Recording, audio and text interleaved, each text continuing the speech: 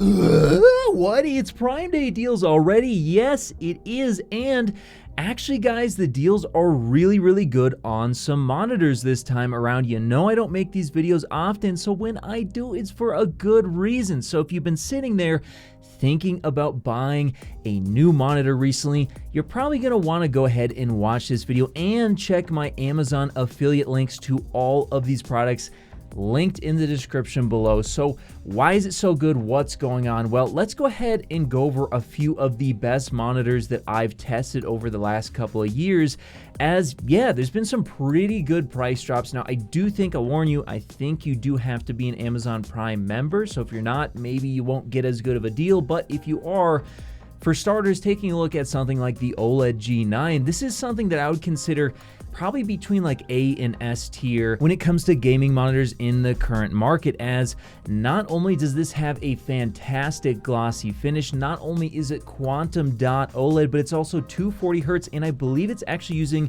their latest generation quantum dot OLED panels, which means in my testing, I found it to be significantly better than their previous gen monitors, and it's dropped all the way down to $1399. Now that's still very expensive, but I think this thing actually launched at like $2,200, and at the time I said like, hey, if it was $1,600, I would definitely recommend it. Well, now it's $1,400, so I definitely recommend this monitor if you want a 240 Hertz monitor. It's not 4K, so of course it won't have that amount of detail, but it's still very good, and it's significantly discounted right now. But let's move on to one that is 4K, the InnoCN 32-inch 32M2V. I've also reviewed this monitor. It's also pretty dang good. Not perfect. Of course, the mini LED has its problems. I'd like to see it curved. I'd like to see it go from like 1,000 local dimming zones to like 2,000, but regardless, it's a pretty dang good 144 Hertz 4K monitor. And in fact, I think I was able to overclock it to like 152 Hertz or something. So that, and it having HDMI 2.1, it's a pretty good monitor. And for $800, honestly, in the current market, I'd consider it a steal, as you do get pretty good HDR out of this monitor. But let's go ahead and take a look at another option from KTC with their M27P20P. I recently reviewed this one as well.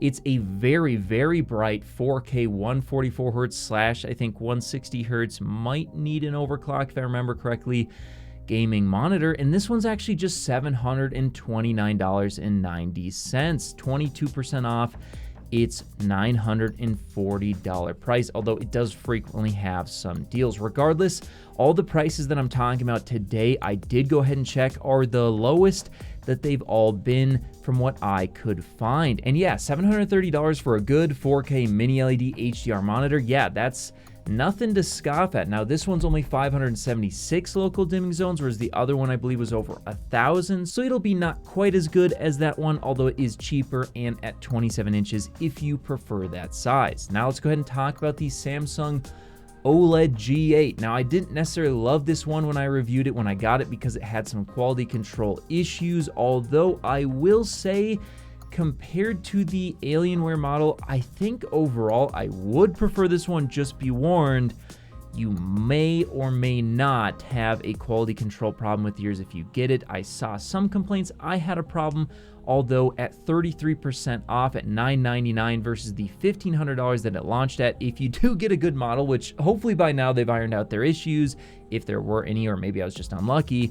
But again, yeah, 33% off. I think now at that price, I would be much more positive on this monitor. Overall, it is very good. I just felt like $1,500 was too much at the time. $999, I think that's very competitive. But now let's take a look at another one, KTC with their M27T20, another one I recently reviewed. By the way, all of these I have reviewed, all of them I found to be good. Now this one, same 576 local dimming zones as their 4K model, except for it's now 1440p and 165 Hertz. Again, maybe that requires an overclock, can't quite remember. Cut me some slack. I review a lot of monitors here, guys, but I do remember this one being actually very good. And in fact, I found the local dimming and brightness overall, I think, to be a little bit better on this one than the 4K model. And of course, it is coming in at a far lower price. So although I do massively prefer 4K, hey, it's a lot cheaper and it will be easier to run. But now let's go ahead and take a look at the final one that I found today, guys, and that's the Corsair Xeneon Flex. Now this one is very expensive at around $1,400, but it is 30% off, and I found this to be actually pretty good. I do really like that you can go ahead and adjust